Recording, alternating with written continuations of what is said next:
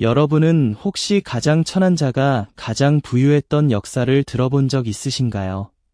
신부는 바닥이었지만 주머니는 하늘을 찔렀던 사람들. 양반은 그들을 짐승처럼 대했지만 정작 그 양반의 밥상 위 고기는 바로 그들의 손에서 나왔습니다. 500년 왕조의 계급 철옹성이 돈 앞에서 균열을 일으킨 순간이 있었습니다. 이것은 단순한 천민의 비극이 아닙니다. 자본과 기술이 신분을 뒤흔든 놀라운 역전의 기록입니다. 옛 동방의 한 왕국에서 가장 낮은 계층으로 분류된 사람들이 있었습니다. 이들을 도안이라 불렀습니다. 도안은 기와로 만든 집에 살 수 없었습니다. 고운 비단으로 만든 옷을 걸칠 수 없었습니다. 머리를 올려 묶는 것조차 허락받지 못했습니다. 길에서 귀족을 마주치면 즉시 땅바닥에 엎드려야 했습니다. 자식에게 글을 가르치는 것도 법으로 금지되어 있었습니다. 사람의 모습을 하고 태어났으나 사람으로서의 대접은 받지 못한 존재. 그것이 이 왕국에서 도안이라 불린 이들의 운명이었습니다. 그런데 놀라운 사실이 하나 있습니다. 왕조의 후반기 수도에서 웬만한 귀족보다 돈이 많았던 사람들이 누구였을까요? 믿기 어렵겠지만 바로 이 도안들이었습니다. 고개를 숙이고 땅만 보며 걸어 다니면서도 그들의 품속에는 귀족들이 꿈도 꾸지 못할 만큼의 재화가 들어 있었습니다. 가장 낮은 신분의 사람이 가장 많은 재산을 축적했다는 이 모순. 도대체 어떻게 이런 일이 가능했던 것일까요? 이 이야기를 제대로 이해하려면 먼저 도안이 어떻게 최하층으로 전락하게 되었는지부터 살펴봐야 합니다. 처음부터 이들이 천민이었던 것은 아닙니다. 이 왕국이 세워지기 전 시대까지 거슬러 올라가면 상황이 완전히 달랐습니다. 원래 도안이라는 말은 특별한 직업이 없이 농사를 짓는 일반 백성을 뜻하는 평범한 단어였습니다. 그런데 이전 왕조 시절부터 유랑하며 떠돌던 특수한 집단이 있었습니다. 북방 초원지대의 유목민 출신인 이들은 한 곳에 정착하지 못하고 이 마을 저 마을을 떠돌았습니다. 사냥과 짐승 도살에 능했고 버들로 그릇을 만들어 팔기도 했습니다. 정착민들과 어울리지 못한 이들은 자연스럽게 천한 취급을 받았습니다.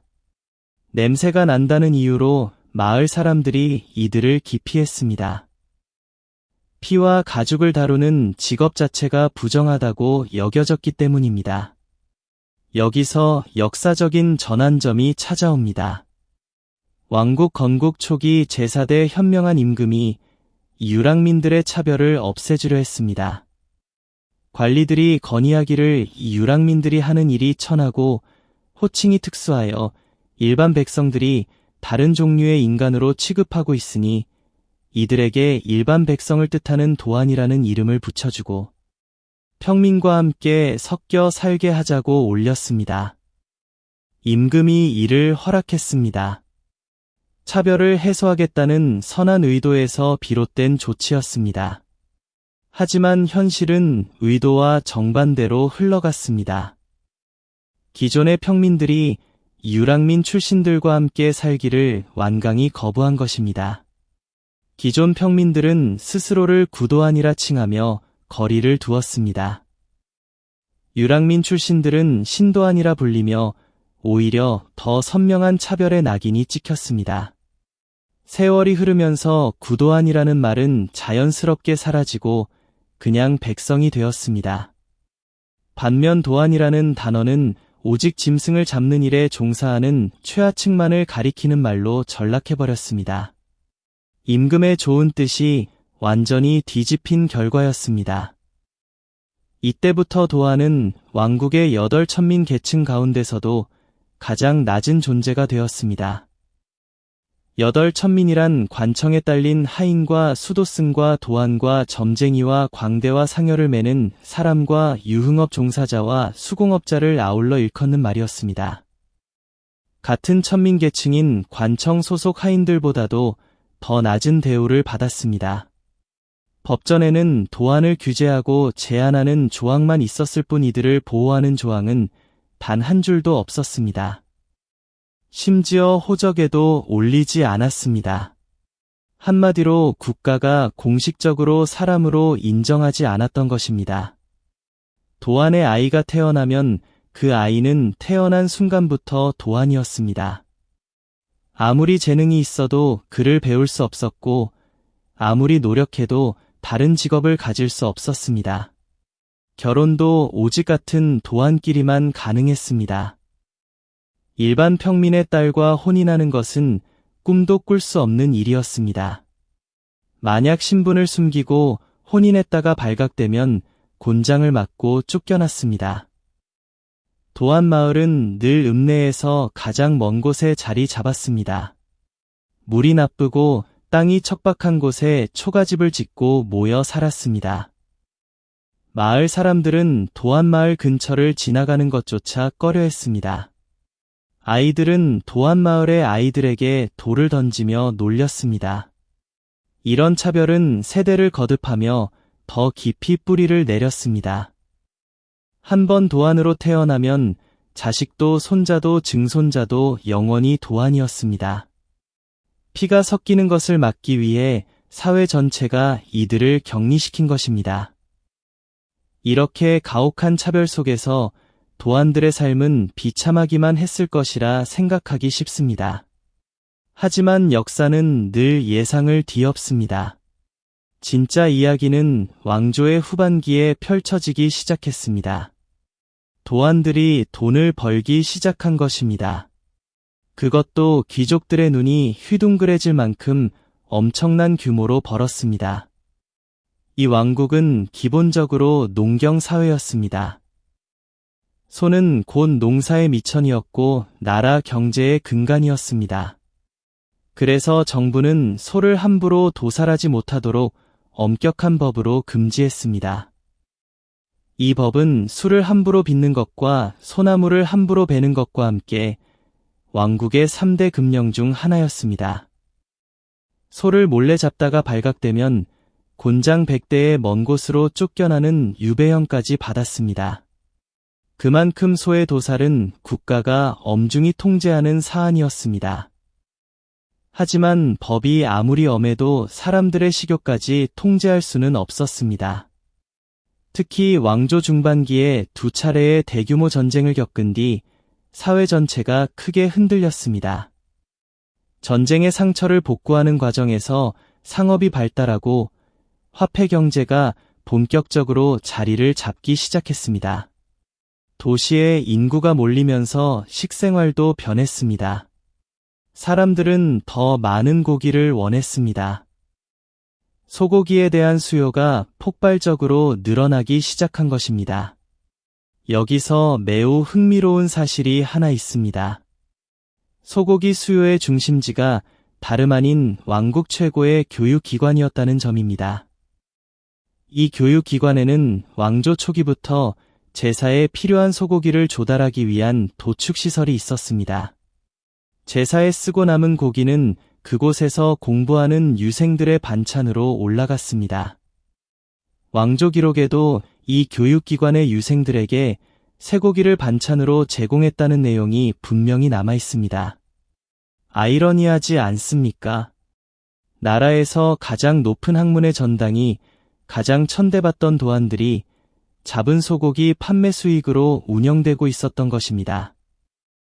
학문과 도덕을 가르치는 성스러운 공간이 피와 살을 다루는 천한 직업의 산물로 유지되었다는 이 모순. 이것이야말로 왕국 신분 제도의 허위를 적나라하게 보여주는 장면이었습니다. 이 도축시설을 운영한 것은 교육기관에 소속된 특수한 집단이었습니다.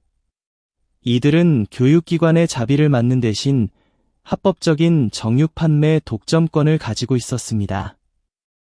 수도 전역에서 쇠고기를 팔 수 있는 유일한 사람들이었던 것입니다. 하지만 중요한 것은 이들에게 실제로 소를 잡는 기술이 없었다는 점입니다. 소의 목을 치고 가죽을 벗기고 부위별로 고기를 해체하는 기술은 고도의 숙련을 필요로 하는 전문 기술이었습니다. 그리고 이 기술을 가진 사람은 온 나라를 통틀어 오직 도안뿐이었습니다. 판매권을 가진 자와 기술을 가진 자, 이 둘이 결합하면서 거대한 돈줄기가 형성되었습니다. 운영권은 교육기관 소속 집단이 쥐고 있었고 실제 도축 기술은 도안이 독점하고 있었습니다. 서로가 서로를 필요로 하는 완벽한 공생관계가 만들어진 것입니다. 왕조 후반으로 갈수록 교육기관의 재정이 악화되자 정육 판매 수익에 대한 의존도는 더욱 높아졌습니다. 기록에 따르면 왕조 후반기에는 수도 지역에만 합법 정육점이 23곳이나 설치되어 수도권의 쇠고기 판매를 완전히 장악하고 있었습니다. 수요는 계속 늘어나는데 공급은 독점되어 있었으니 이 구조 안에서 일하는 도안들의 수입은 어마어마했습니다. 정호품 관리에 한 달 녹봉이 쌀 6가마에 불과하던 시절입니다.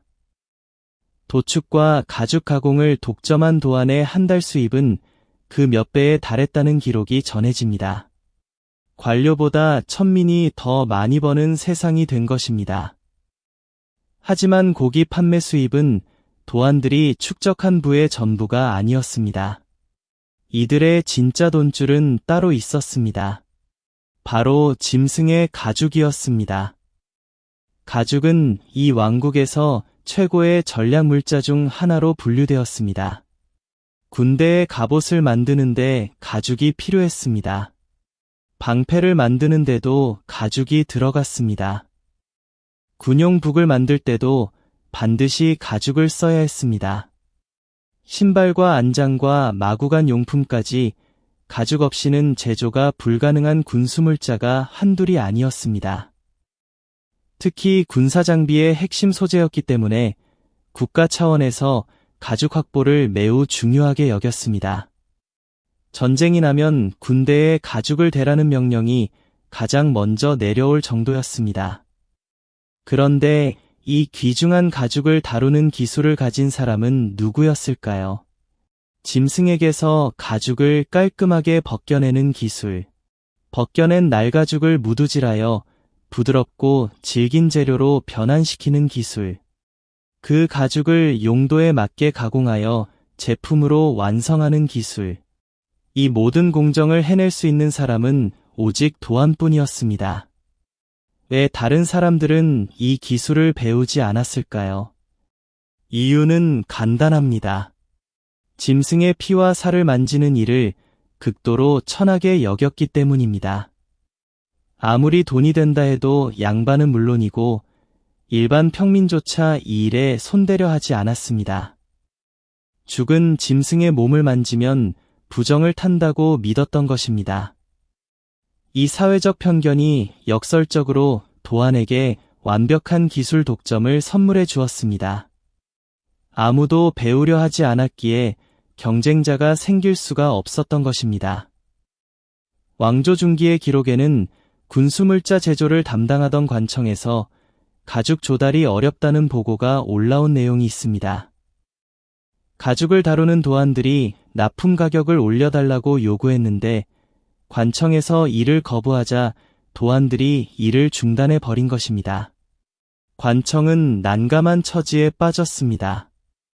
대체할 수 있는 기술자가 아무도 없었기 때문입니다. 결국 관청이 도안들의 요구를 수용할 수밖에 없었습니다. 국가 권력도 기술 독점 앞에서는 무릎을 꿇어야 했던 것입니다. 현대적으로 비유하자면 방위산업의 핵심 부품을 단 하나의 업체만이 생산할 수 있는 상황과 같았습니다. 대체 불가능한 기술을 쥔 자가 협상의 주도권을 가지는 것은 시대를 막론하고 동일한 원리입니다. 도안들은 바로 이 원리를 본능적으로 이해하고 있었던 것입니다. 그렇게 겉으로는 고개를 숙이고 비굴하게 다녔지만 허름한 작업장 뒷방에는 귀족들도 상상하지 못할 만큼의 재물이 차곡차곡 쌓여가고 있었습니다. 초가집 지붕 아래 숨겨진 금고에는 엽전과 은이 가득했습니다. 겉과 속이 완전히 다른 이중의 삶이었습니다. 낮에는 천민으로서 수모를 당하고 밤에는 돈을 세며 내일을 계획하는 이 기묘한 이중 생활이 도안들의 일상이었던 것입니다.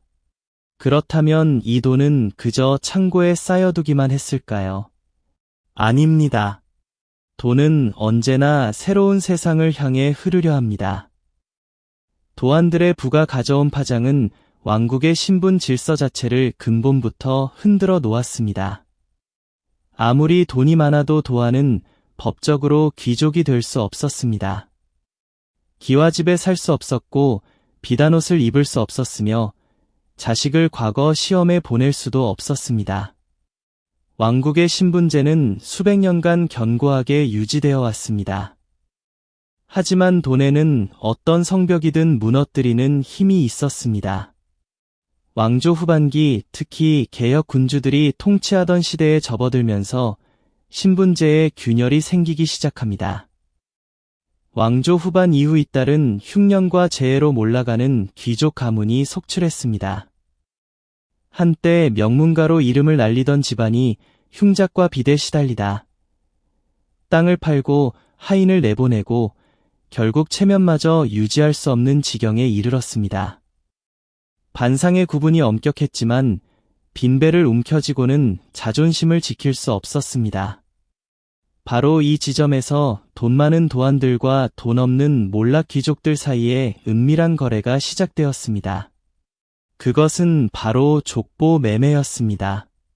족보란 한 가문의 혈통을 기록한 문서입니다. 이 왕국에서 족보는 곧 신분 증명서였습니다. 어느 가문의 족보에 이름이 올라 있느냐에 따라 귀족인지 평민인지 천민인지가 결정되었습니다. 그러니 족보를 손에 넣으면 신분을 바꿀 수 있었던 것입니다. 관청의 기록 문서에는 이런 내용이 남아 있습니다. 왕조 말기에 각 지방에서 천민이 귀족 행세를 하는 사례가 급증하고 있다는 보고가 올라옵니다. 특히 도축업과 가죽 가공으로 재산을 모은 자들이 족보를 위조하거나 매입하여 신분을 세탁하는 사례가 눈에 띄게 늘었다는 것입니다. 족보 매매의 방식은 다양했습니다.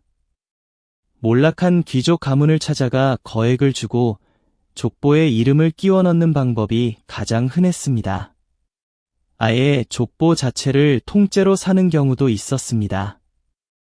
이조 전문가에게 의뢰하여 가짜 족보를 만드는 일도 성행했습니다. 관청에서는 이를 단속하려 했지만 돈 앞에서 법은 무력했습니다. 뇌물을 받은 관리들이 눈을 감아주는 경우가 부지기수였습니다.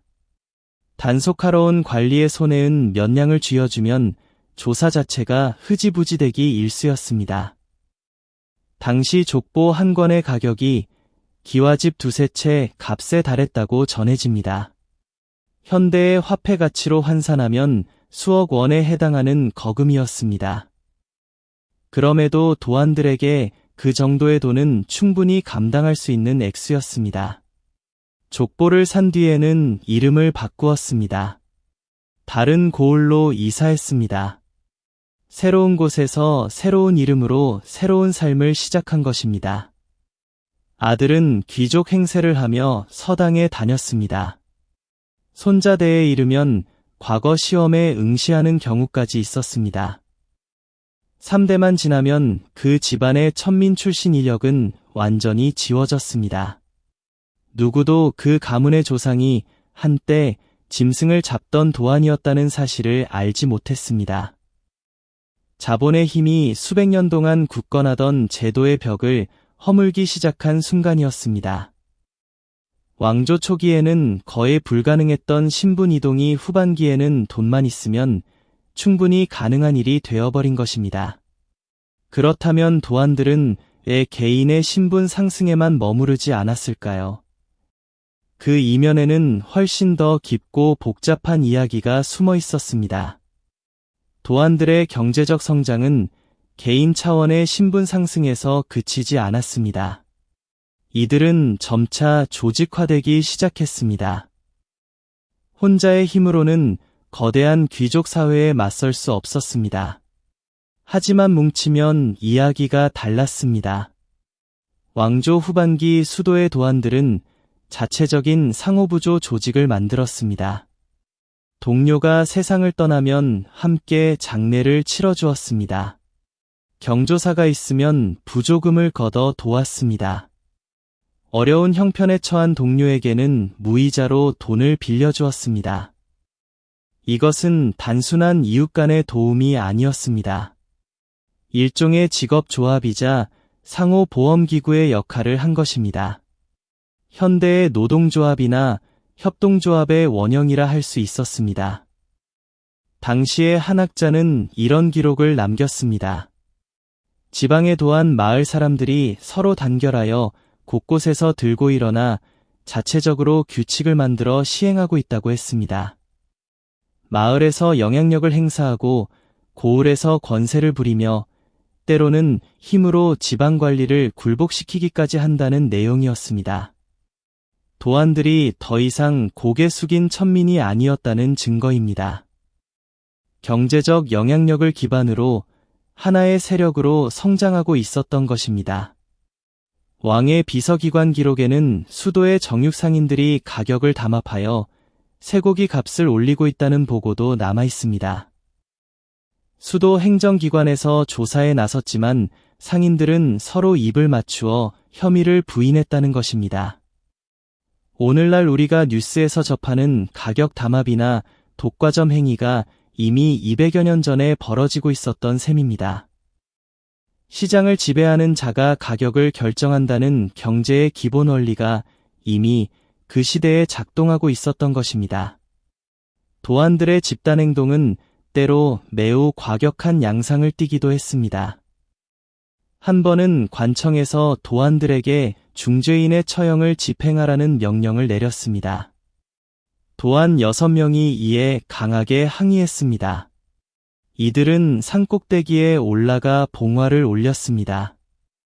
봉화를 함부로 올리는 것은 사형에 해당하는 중죄였습니다. 외적의 침입을 알리는 군사 신호를 허위로 발동한 것이기 때문입니다. 이들은 목숨을 걸고 자신들의 억울함을 세상에 알리려 한 것입니다. 임금이 노하여 이들을 엄하게 매질한 뒤 외딴 섬으로 유배 보냈습니다. 그런데 그 다음에 놀라운 일이 벌어졌습니다. 500여 명의 도안들이 유배지로 떠나는 동료를 배웅하기 위해 강가에 모인 것입니다. 술과 고기를 가져와 이별의 잔을 나누며 동료들을 전송했다는 기록이 남아 있습니다. 500명이 한자리에 모였다는 것은 그만큼 조직력과 결속력이 대단했다는 뜻입니다. 연락체계가 없던 시대에 이 소식이 삽시간에 퍼져 수백 명이 모였다는 것 자체가 이들의 네트워크가 얼마나 촘촘했는지를 보여줍니다. 역설적이게도 천안신분이라는 족쇄가 이들을 더 단단하게 하나로 묶어준 것이었습니다.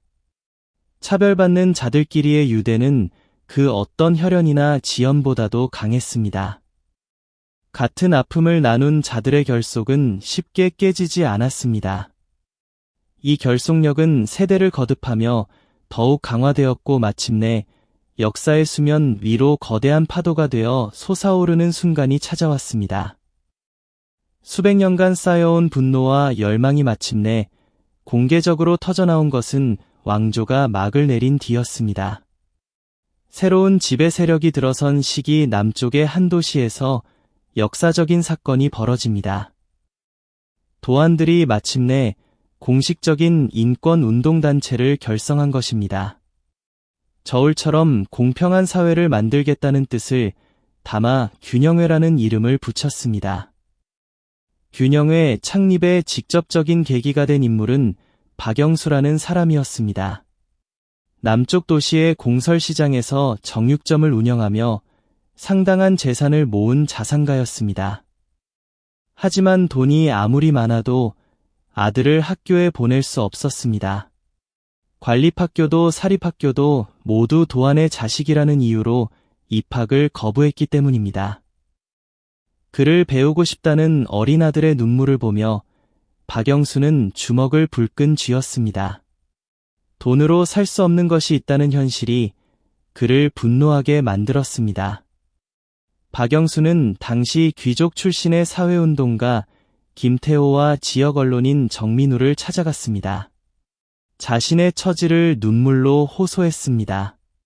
이야기를 들은 김태호와 정민우는 깊이 공감했습니다. 신분제의 잔재가 여전히 살아있다는 현실에 분노했습니다. 이들은 뜻을 모아도한 해방운동을 시작하기로 결의했습니다.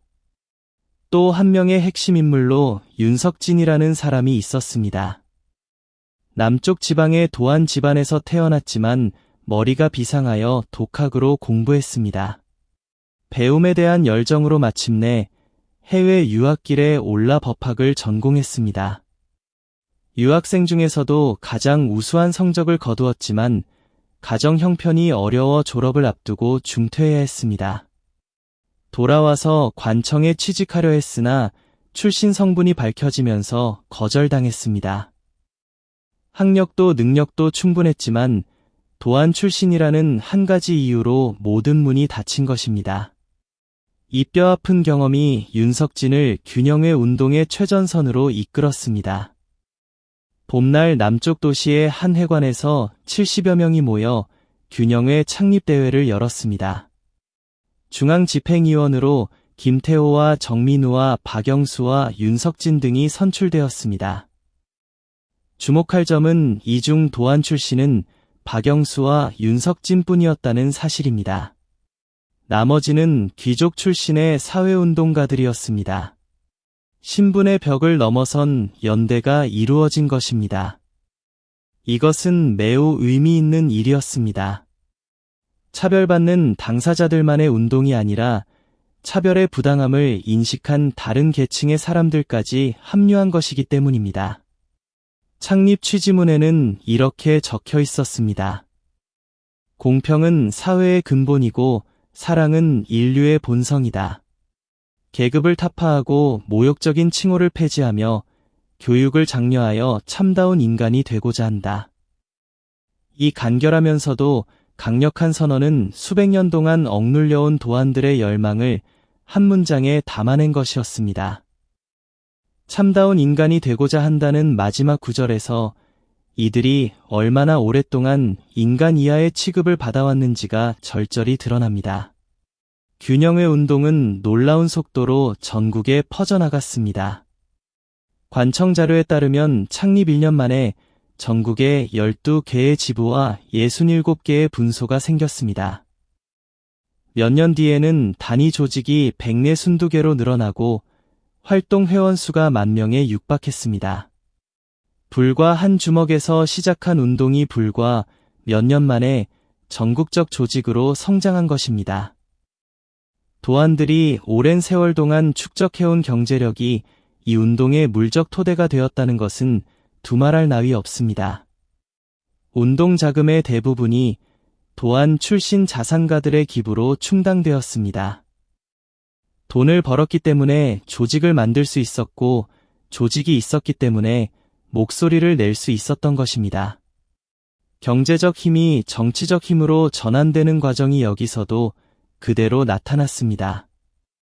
하지만 균형회의 길이 순탄했던 것만은 아닙니다. 경제력을 갖춘 도안들이 귀족의 상징이었던 모자를 쓰고 거리를 활보하자 일반 평민들이 격분했습니다. 천민 주제에 귀족 행세를 한다며 폭력적인 반발이 일어났습니다. 남쪽 도시에서는 쇠고기 불매운동이 조직되었습니다. 도안들의 경제적 기반을 흔들어 놓겠다는 의도였습니다. 다른 지역에서는 균형회 사무실이 반대 세력에게 습격당하는 사건도 발생했습니다. 가장 놀라운 것은 같은 천민 계층이었던 유흥업 종사자, 단체조차 균형회 창립 축하 행사에 참석하기를 거부했다는 사실입니다. 같은 차별을 받는 처지임에도 도안과는 함께할 수 없다고 선을 그은 것입니다. 차별의 사슬은 위에서 아래로만 향하는 것이 아니었습니다. 차별받는 자들 사이에서도 또 다른 차별의 위계가 존재했던 것입니다. 이것은 인간 사회의 비극적인 본성을 보여주는 장면이기도 합니다. 억압받는 자가 자신보다 더 낮은 존재를 만들어 심리적 위안을 삼으려 하는 것. 이 구조를 깨뜨리는 것이야말로 가장 어려운 과제였습니다. 돈으로 제도를 바꿀 수는 있었지만 사람들의 마음속 깊이 뿌리박힌 편견을 바꾸는 것은 그보다 100배는 더 어려운 일이었습니다. 제도의 변화와 인식의 변화 사이에는 깊고 넓은 골짜기가 가로놓여 있었던 것입니다. 법이 바뀌어도 관습은 쉽게 바뀌지 않았습니다. 관습이 바뀌어도 감정은 더 오래 남았습니다. 감정이 정리되어도 무의식 속의 편견은 세대를 넘어 전승되었습니다. 이런 상황에서도 균형의 운동가들은 포기하지 않았습니다. 지역마다 야학을 세워 도안의 아이들에게 글을 가르쳤습니다. 강연회를 열어 평등의 가치를 전파했습니다. 신문과 잡지에 글을 기고하여 여론을 환기시켰습니다. 법적 차별의 철폐를 끊임없이 요구했습니다. 이들의 투쟁은 비슷한 시기 다른 나라에서 벌어진 인권 운동들과 비교해도 결코 뒤지지 않는 것이었습니다. 대양 건너 서쪽 대륙에서 벌어진 피부색에 의한 차별 철폐 운동보다도 시기적으로 앞선 면이 있었습니다. 남쪽 대륙의 거대한 나라에서 최하층 신분이 저항한 운동과도 맥을 같이 하는 세계사적 흐름이었습니다. 가장 낮은 곳에서 시작된 평등의 외침이 한 나라의 국경을 넘어 인류 보편의 가치와 맞닿아 있었던 것입니다. 여기서 한 발짝 더 나아가 생각해 볼 것이 있습니다. 도안들의 이야기가 오늘날 우리에게 던지는 메시지는 무엇일까요? 가장 천한 신분이었지만 도축과 가죽이라는 아무도 거들떠보지 않는 기술을 독점하여 막대한 부를 축적했습니다. 그 돈으로 족보를 사서 세대에 걸쳐 신분의 벽을 넘었습니다. 조직을 만들어 경제적 영향력을 키웠습니다. 마침내 신분 해방 운동으로까지 나아갔습니다. 비참한 천민이 아니라 기술과 자본의 힘으로 자신의 운명을 바꾼 사람들이었습니다. 어떤 제도도 영원하지 않습니다. 수백 년간 철옹성처럼 보이던 신분제도 결국 경제적 현실 앞에서 균열이 갔습니다. 경제적 힘은 사회의 틀을 바꿀 수 있습니다. 아무리 견고한 구조도 자본의 흐름 앞에서는 변하지 않을 수 없었습니다. 그리고 가장 낮은 곳에서도 변화의 씨앗은 자라납니다. 차별의 땅에서 싹을 틔운 평등의 나무가 결국 거목으로 자라 그늘을 들이운 것입니다. 돈과 권력과 신분과 욕망이 뒤엉킨 이 이야기는 단순한 과거의 기록이 아닙니다. 오늘날 우리가 당연하게 여기는 평등이라는 가치가 이토록 길고 긴 시간 동안 수많은 사람들의 투쟁 위에 세워졌다는 사실을 보여주고 있습니다. 지금 이 순간에도 세계 어딘가에서는 보이지 않는 신분의 벽과 싸우고 있는 사람들이 있을 것입니다. 도안들의 이야기는 그들에게 그리고 우리 모두에게 변화는 가능하다는 희망의 메시지를 전하고 있습니다.